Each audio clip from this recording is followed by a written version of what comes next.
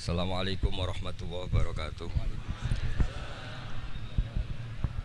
Rabbi shrah li sadri wa yassir li amri wahlul 'uqdatam min lisani yafqahu qawli wa sholli wa sallim barik ala sayyidina maulana Muhammadin wa ala alihi wa sahbihi asmin amma ba'du.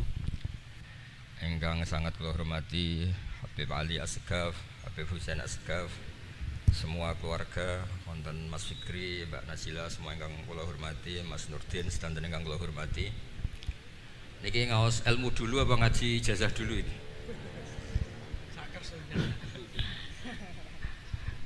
Ini kok malah aneh. Buatan usah ribet. Buatan cek 1 2. Pakai ini aja, tidak usah ini aja.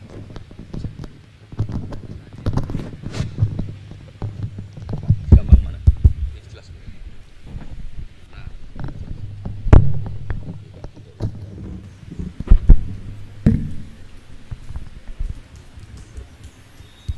Ya, niki ngaji ilmu dulu, nanti bagian terakhir ijazah. Bismillahirrahmanirrahim. Ini riwayatul Bukhari. Haddatsana Abdullah bin Yusuf, haddatsana Les, haddatsana Sa'id al-Maqburi an Nabi Hurairah radhiyallahu anhu qala an-nabiy sallallahu alaihi wasallam. Ma minal anbiya'i nabiyyun illa qad u'tiya minal ayat ma mithluhu amana alaihil bashar. Wa innama kana alladhi utituhu wahyan awhahu wa ilayya fa arju an akuna aktsarahum tabi'an yaumal qiyamah. Dados kita tahu semua nabi itu punya mukjizat, ya, semua nabi itu punya apa? Mukjizat. Mukjizat itu hal yang luar biasa yang memastikan manusia itu tidak bisa menyainginya atau menandinginya. Dan rata-rata mukjizat nabi dulu itu fisik. Misalnya ontanya Nabi Soleh itu kan onta tapi keluar dari batu, itu kan aneh, aneh sekali. Atau tongkat Nabi Musa bisa simsalabim mengeringkan laut apa? Merah. Semua Nabi itu punya mukjizat dan semuanya berbentuk fisik. Kecuali mukjizatul Rasulullah Shallallahu Alaihi Wasallam itu berupa Al-Quran. Al-Quran itu konsep ilmiah. Terus kata Rasulullah Shallallahu Alaihi Wasallam, tapi saya karena Quran itu justru berharap pengikutku besar dan sampai hari kiamat. Sekarang kita logika ya. Andaikan kamu punya tongkatnya Nabi Musa, kalau kamu suka uang, kepikirannya dijual apa dipakai? Kalau kamu suka uang, dipakai. Kalau kamu ahli suudon itu pikirannya ndak, ini asli ndak. Karena yang melihat di Turki itu ya sebagian gitu. Kalau yang suka perdukunan itu bayangkan tuh miliknya. Mungkin dipakai ngakali orang atau apa, pokoknya bayangkan tuh miliknya. Kalau yang kolektor pikirannya itu nanti ini laku berapa. Tapi kalau peneliti mungkin pikirannya itu ini asli apa enggak? Bukti aslinya apa? Repot lah. Lagi pula kalau kamu punya utang terus mau apa? Istri kamu marah mau apa? Kalau pakai tongkat. Nah, beda dengan mukjizatnya Quran, itu semuanya apa? Ilmiah. Orang yang sedang harmonis dengan istri bisa pakai ayat di antara ayat-ayat Allah itu apa? Wa ja'ala bainakum mawaddatan warahmah. Nanti kalau ditakdir cerai, saya tidak menyarankan cerai. Kalau ditakdir cerai, itu masih dimotivasi sama Allah, wa iyyatafarraqa yughnillahu kullam min sa'ati. Jika suami istri itu cerai, jangan-jangan suaminya dapat istri lebih baik, istrinya nanti dapat suami lebih baik. Jadi yang masa lalunya dianggap prahara. Kan banyak orang suaminya meninggal ketika nikah lagi ditanya, kangen sama suami pertama, alhamdulillah ini lebih baik. Padahal suaminya yang meninggal itu berharap istrinya ini kangen, ternyata dia sudah syukur dapat suami yang lebih baik. Jadi Quran itu menunggui kita ila yaumil qiyamah. Kita tidak bunuh diri, itu ya barokahnya Quran. Karena problem apapun kita dinasihati sabar, dinasihati sabar. Kan nggak mungkin kamu pegang tongkatnya Nabi Musa, punya masalah apa saja ngelihat tongkat, bisa apa tongkat. Tapi kalau Quran kan nasihat, solusi. Makanya Nabi berharap dengan Quran ini, saya berharap pengaruh saya, pengikut saya terbanyak ila yaumil qiyamah. Terus beliau dikomentari begini sama, ini Fathul Bari, sarahnya Bukhari. Al-muradu anna mu'jizatil anbiya inqaradat binqiradi a'sorihim falam yusyahidha illa man hadaraha.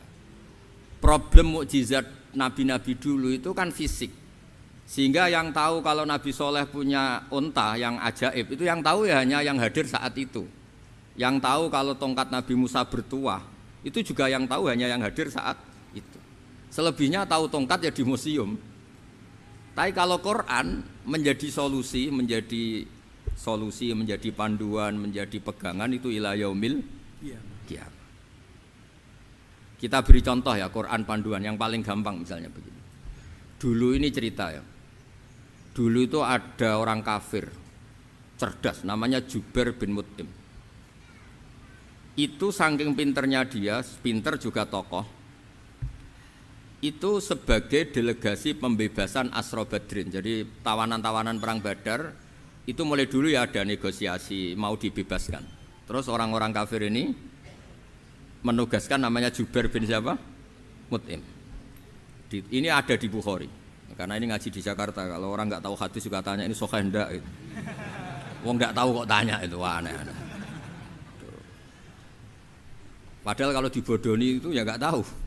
Tapi ya tetap tanya hadisnya ini sahih ndak. Ini kata kiai apa kata nabi ini ya ribet. Memangnya kata nabi kamu dengar kan ya lewat kiai.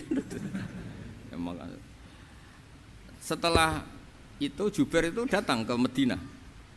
Dengerin ya, datang ke mana? Madinah. Kemudian dengar Nabi baca Wattur pas sholat maghrib. Jubair karena Nabi dulu gak ada hotel, gak ada pondok ya. Pondoknya Nabi hanya sufah itu.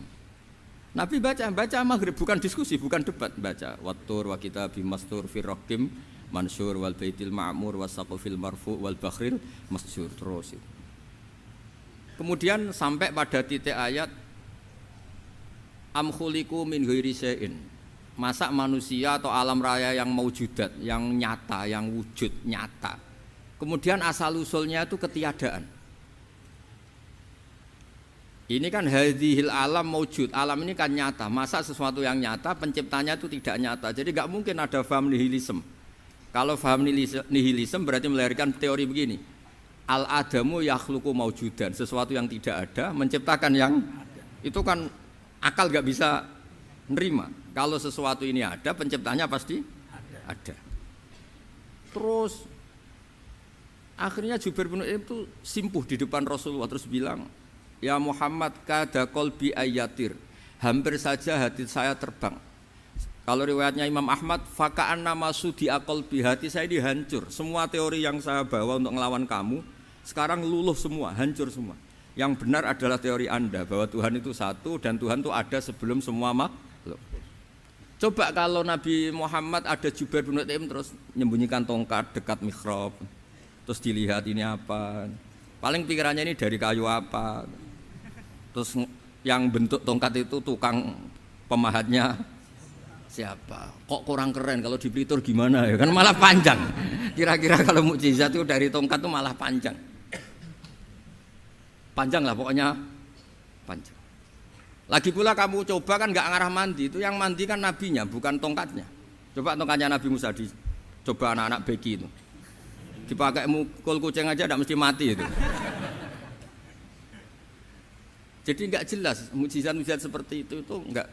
Tapi kalau Quran menunggui, sampai saking hebatnya Quran, teori rasionalitas, soal kampanye di mana-mana, tingkat validitas, tingkat kebenaran Quran itu bahkan bisa diuji tanpa membuktikan. Tanpa apa? Membuktikan. Cukup pakai akal. Saya tidak bosan-bosan cerita ini karena ini khazanah kita. Di kitab Nailul Ma'mul itu, di kitab Usul Fiqih, saya berkali-kali cerita ini karena ini untuk menunjukkan bahwa Quran itu liqaumi ya'qilun, liqaumi yatafakkarun.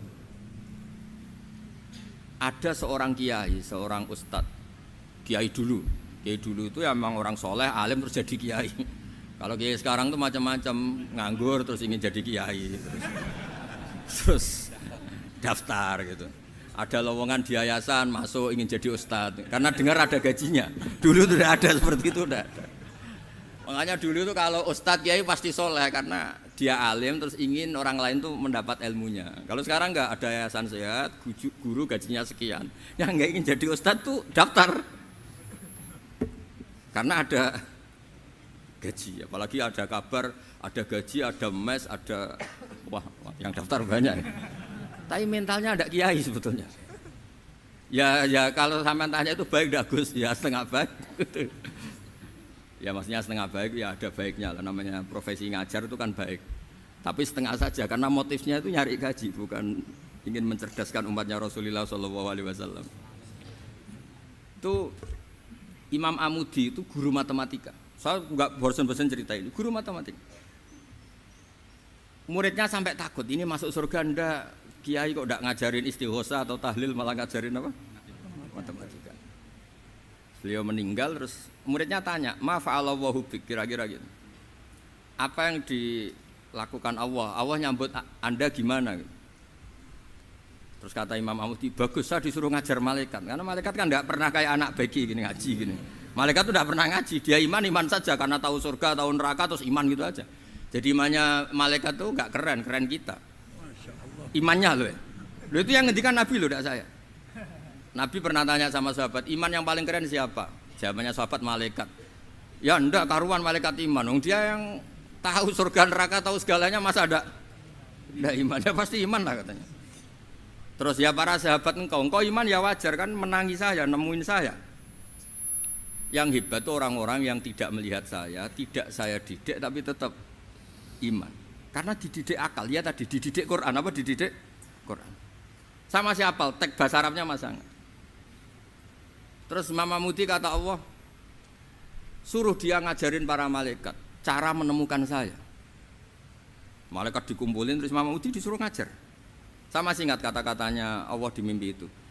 Istadilla ala wahdaniyati bihadrati malaikati. Tolong ajarkan cara menemukan saya padahal Anda ini manusia yang tidak melihat saya. Anda di Jakarta kan hanya gedung-gedung. Paling jadi khayal terus nikmat lah, Anda ikut punya tapi ikut nikmati. Itu orang desa-desa kalau ke Jakarta itu pokrol. Wah, di Jakarta itu gedungnya tinggi-tinggi, tidak kayak kampung sini. Lu udah ikut punya, ikut bangga. Di Jakarta orangnya cantik-cantik, tidak kayak orang sini. Padahal dia ya tidak dapat orang cantik gitu. Jadi Allah itu saking pinternya, miskin-miskin ya bisa berkhayal dan bahagia. Nah, itu alhamdulillah betul. Akhirnya itu apa ini anak-anak begini saya tak niati ngajar standar anak-anak akademik. Terus pertama yang diajarkan hanya bilang gini, sama siapa teksnya? Ya malaikat wahi para malaikat. Terus beliau bilang, nisbatus naini wassalasah ila mala nihayata lahu nisbatul far'i ilal asli. Angka itu jumlahnya berapapun 2, 3 sampai triliunan. Semuanya itu nisbatul far'i ilal asli. Binisba'it ilal wahid nisbatul far'i ilal asli. Angka 2 ya cabangnya 1, 3 ya cabangnya 1, 1 triliun ya cabangnya 1. Tetap yang asal usul adalah angka 1. Itu nangis semua malaikat.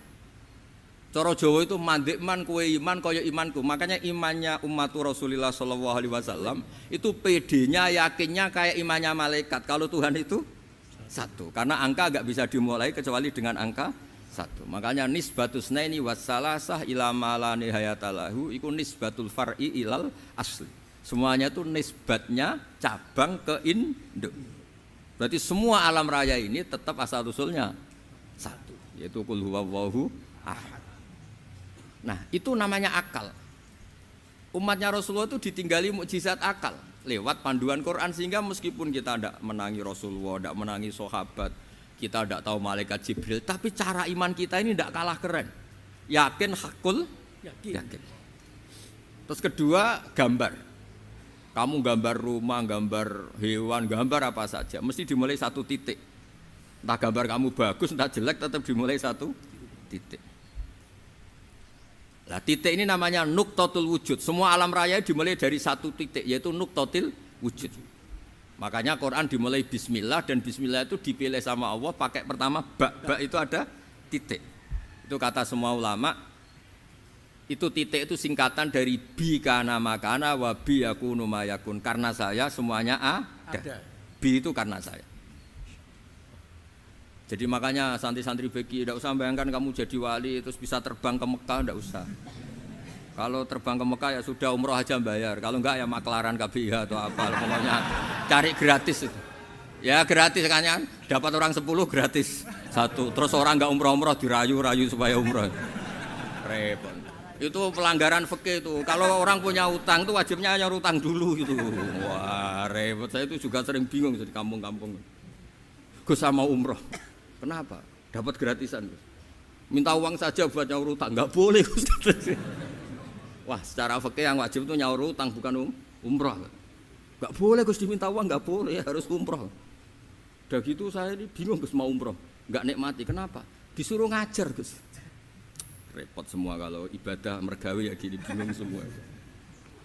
Ya saya mohon anak-anak BK semuanya yang seneng Quran itu harus seneng sampai kayak saya sehingga tahu istidlal, mencari Tuhan dengan cara tauhid yang berbasis akal. Itu sedzahir imannya malaikat. Jika di kelasmen iman itu manusia ulul ilmi, kita-kita yang nekuni ilmu itu nomor 1 prakteknya.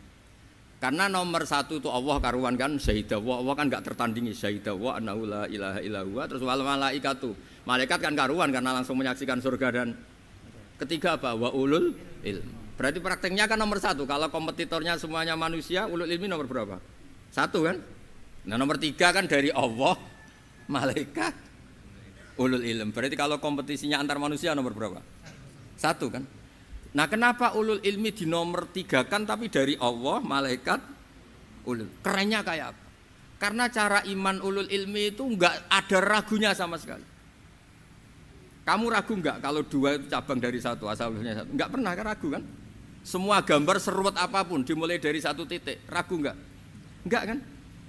Nah imannya umatnya Nabi karena dipandu oleh Quran itu seyakin itu, sehakul yakin itu. Nah itu terus Jubair bin Mut'im jadi iman.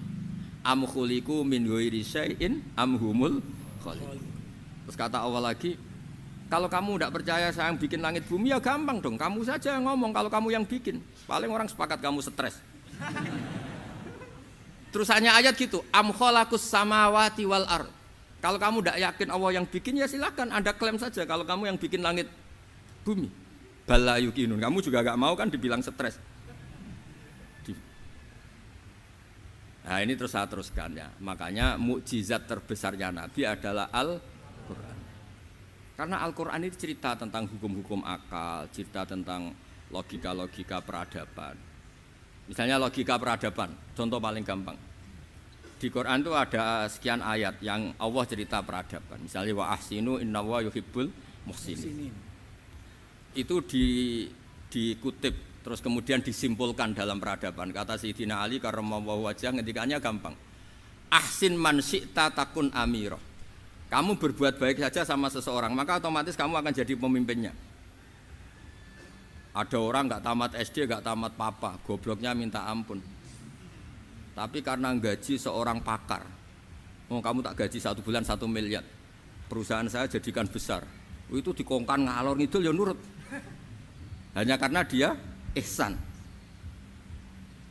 Terus wastaghni amman syi'ta takun nadhira. Saya ulang lagi. Wastaghni amman syi'ta takun nadhira. Dan kamu jangan butuh orang lain, siapapun dia, maka kamu akan setara. Misalnya ada menteri orang antri mau salim, tapi kamu tidak butuh kan tenang saja. Tapi kalau kamu butuh, habis kamu. Ya kan? Kamu tidak butuh seseorang, maka kamu posisinya akan setara. Kamu harus sopan karena punya utang jasa. Kalau nggak punya apa-apa kan setara. Ya enggak? Misalnya kamu jajar rektor atau jajar menteri, jajar apa saja. Kalau kamu tidak punya utang kan, kamu jajar menteri tidak punya utang. Sama jajar satpam tapi punya utang, takut mana?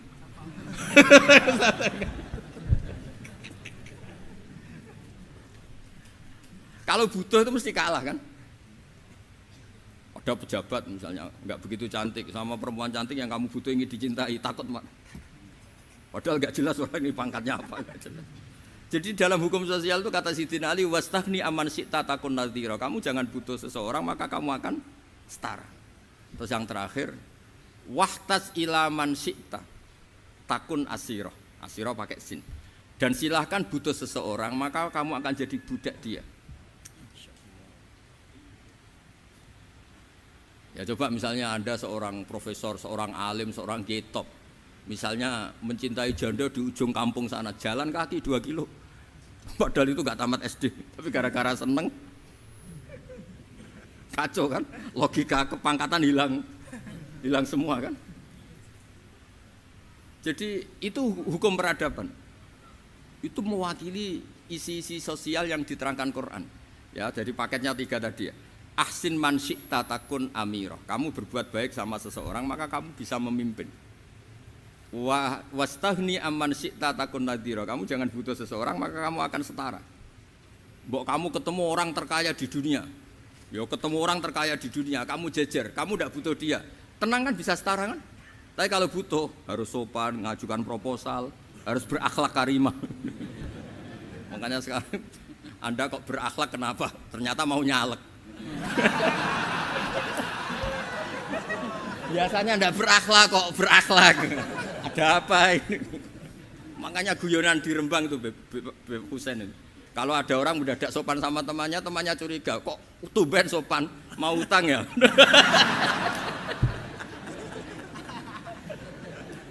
Zaman akhir itu kacau.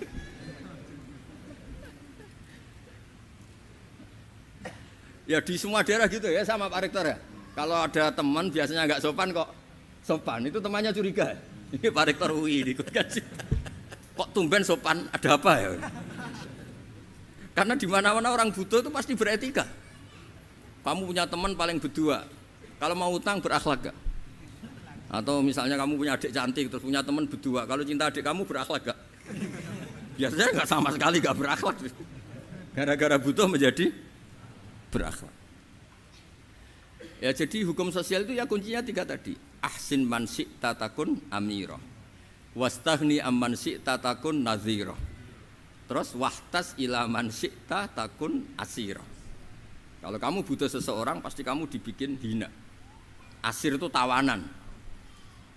Nah, Quran itu bicara sosial itu lengkap. Dan itu yang nunggui kita. Kita punya tetangga yang kurang baik, ya seneng. Punya tetangga baik, ya seneng. Kata Imam Syafi'i, saya berkali-kali cerita. Kok seneng semua Imam Syafi'i? Ya bagus lah, kalau yang seneng saya enak lah. Dijak jagongan, dijak ngopi enak. Yang enggak seneng saya, gak ngarah utang. Uang itu nak, kamu punya tetangga gak seneng kamu. Aman kan? Aman. Gak akan pinjem uang kan, pinjem mobil. Wong gak seneng kok. Makanya Imam Syafi'i itu kalau ngedikan luar Syafi'i, diceritain orang. Ya Aba Abdillah bagiannya, ya Aba Abdillah orang itu gak seneng kau, bagus lah. Loh kenapa bagus? Waman asa'a ilaika faqad atlaqaka. Orang yang gak seneng kamu maka membebaskan kamu. Gak akan pinjam uang, pinjam mobil, gak akan ganggu waktu kamu, kan gak seneng. Justru yang seneng-senengi masalah pinjam terus.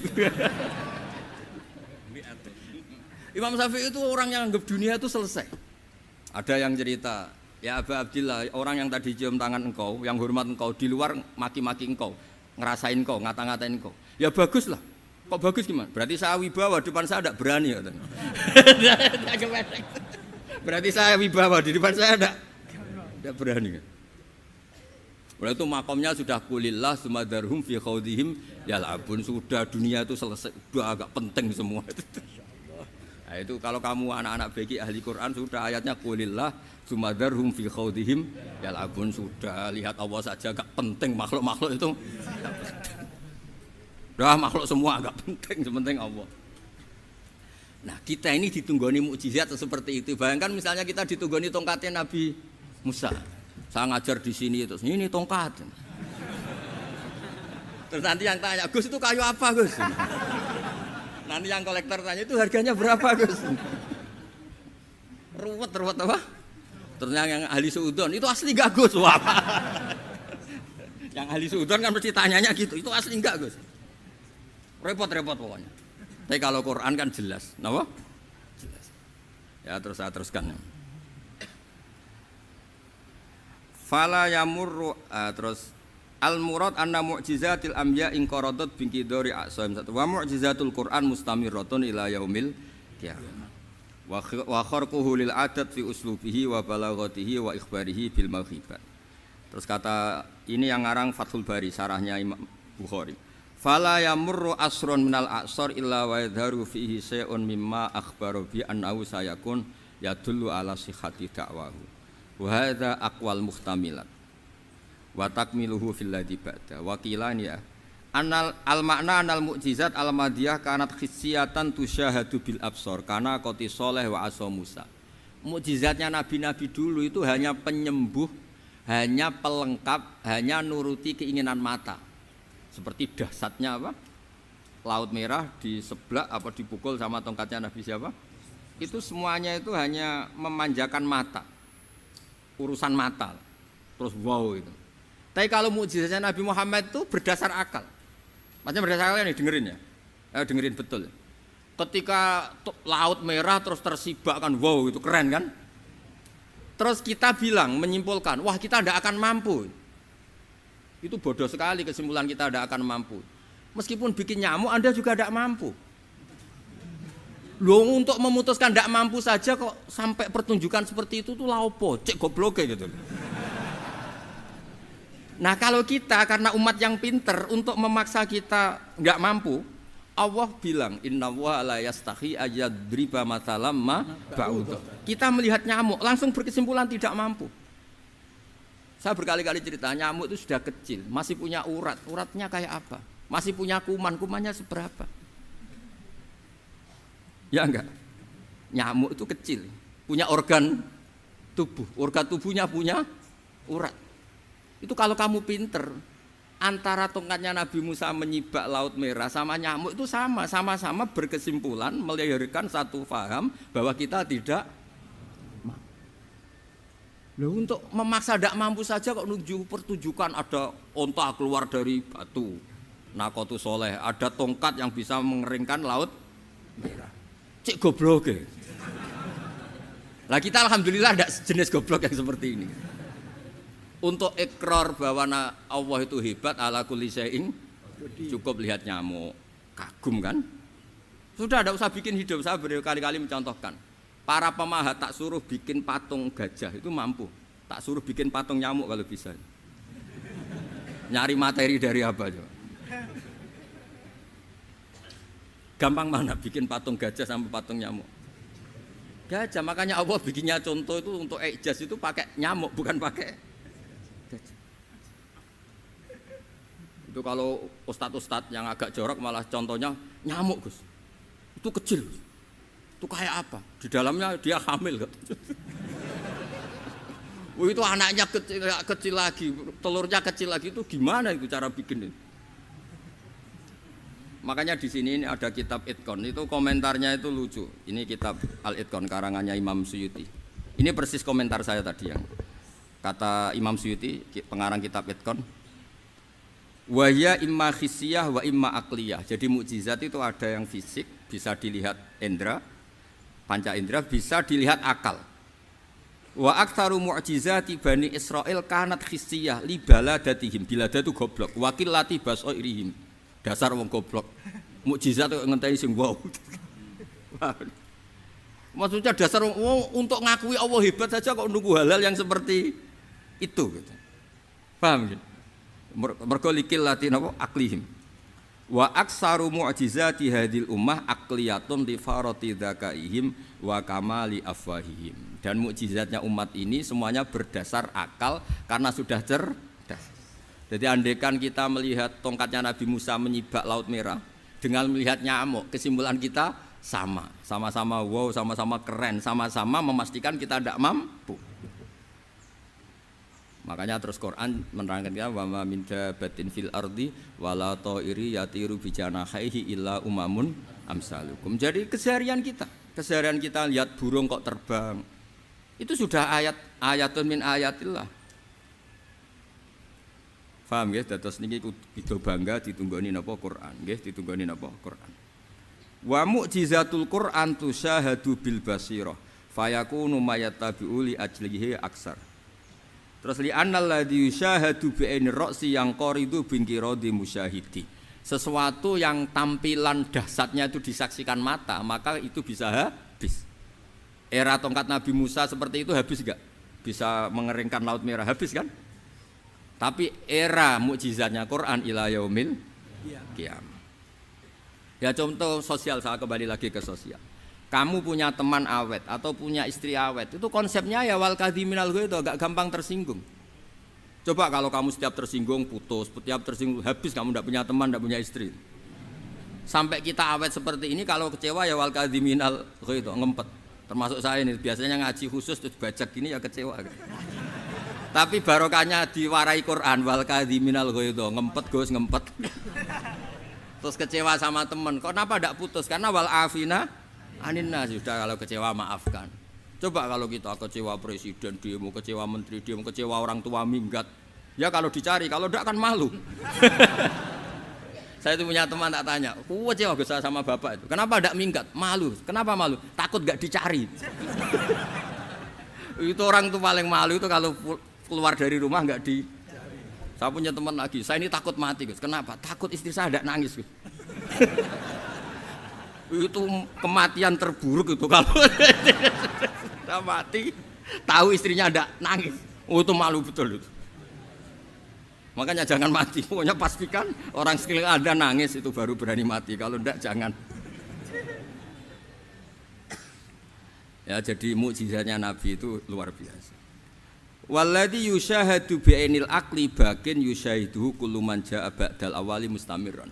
Sesuatu ilmiah, sesuatu agama atau apa saja yang logis itu akan abadi ila yaumil. Kayak tadi.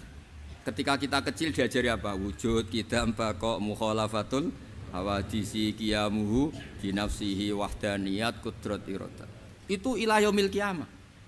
Karena kita pasti punya logika tadi. Masa alam raya yang maujud didahului ketiadaan. Kemudian ketiadaan ini kita rumuskan, ketiadaan inilah yang bikin alam raya.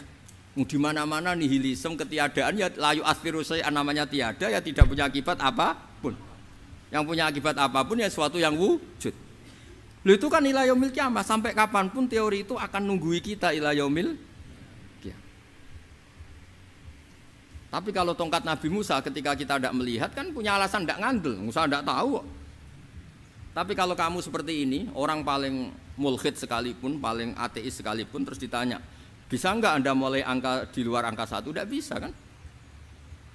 Makanya benar Imam Amudi tadi ketika diminta Allah, istadilla ala wahdaniyati bi hadrati malaikati, tolong ajarkan kenapa manusia begitu yakin kalau saya ini satu, padahal mereka tidak melihat saya. Terus beliau ngendikan apa? Nisbatusnaini wassalasa ilal wahid nisbatul far'i ilal asli. Angka 2, 3 sampai enggak terbatas, semuanya dibanding angka 1 itu nisbatul far'i ilal asli. Semuanya itu cabang dari angka 1. Itu mbok siapapun enggak usah ditunggoni nabi, enggak usah ditunggoni wali. Logikanya akan seperti itu. Itu yang dimaksud apa? Walladzi yusyahadu bainil aqli bakin yusyahidu kul man ja'a badal awal mustamir. Ya ini masih ada